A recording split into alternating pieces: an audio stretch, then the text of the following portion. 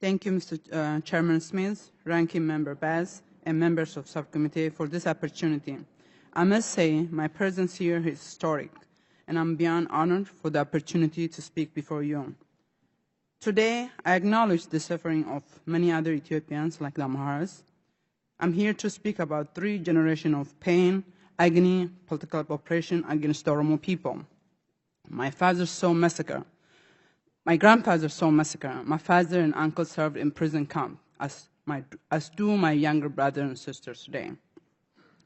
This is not just the story of my family, rather the story of Oromo, who constitute over 40% of Ethiopian population and occupy the most productive land.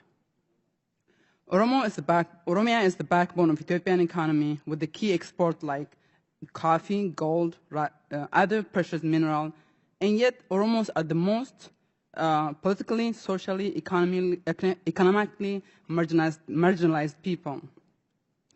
I must also acknowledge that while hundreds better qualified than I can be here today, I bring a unique voice. To begin with, I'm a follower of Awak Ifena, the much less known indigenous Oromo religion. I'm also a woman, the primary victim of human rights violation you often never hear about. And I represent a generation that knows and understands and lived in 2 different worlds, my birthplace and America, land of opportunity. To speak the truth, I highly doubt my own people, for whom I'm fighting for day and night, will value me equal to my own brother, who cares much less about them. It is with this understanding that not only the American value interest in the region, but believe it is necessary that the American mission succeed, because it is the only voice for women like me. Therefore, I want to assure this House that the American interest is my interest and the interest of so many Oromos. 26 years ago, in June 1991, Secretary Assistant Herman Khan testified in front of House Foreign Affairs, and he said, "No democracy, no support." For 26 years, Ethiopia has become an open prison for so many Ethiopians, particularly Oromos, who make the overwhelming majority of the prison population. Today, 26 years later, under the code name of state of emergency, a husband watches his wife and daughter get raped, son taken away or killed. Even though I myself have lived under this terror and being watched and beaten by this government, what is new is the use of this new term, the state of emergency, which allows to shut off the only means of communication to the outside world. In Ethiopia, as others before me have said, all sorts of media is either banned or greatly curtailed. Social media is punishable by up to 5 years. 5 years in jail. All right organization banned. Request by UN for independent investigation denied. US concern ignored. Moreover, although as early as January 2016, the Ethiopian government admitted to the use of excessive force, no single individuals have been brought to justice.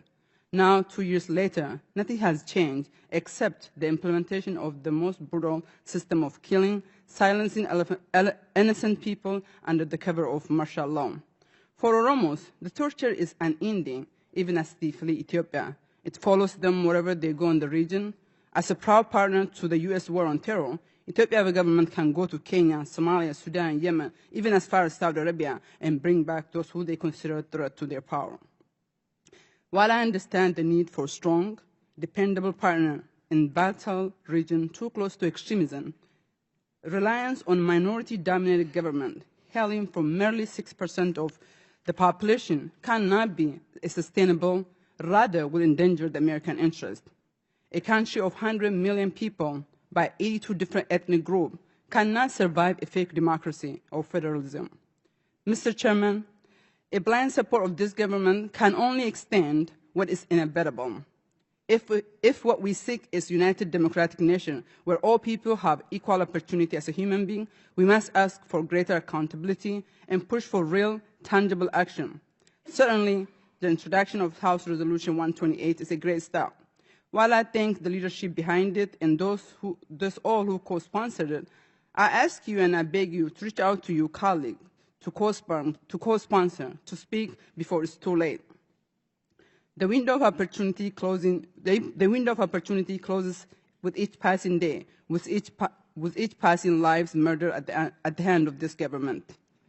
We know in no democratic country, let alone Ethiopia, can a ruling party win an election by 100%. We should not ignore the young people's aspiration for democracy and justice, who make 50% of the entire population. We must not leave Ethiopia's fate to the current government or leave it up to them to investigate into its own gross human rights violation documented by the United States government. Ethiopia's ruling party does not represent the country's future, but the past. A regime that kills own people cannot be a regional key player for peace or stability.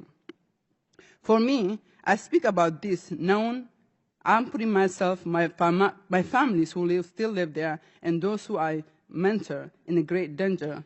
I choose to speak because these are not history, rather testimony of my own personal experience, for which I'm ready to accept all its sacrifices.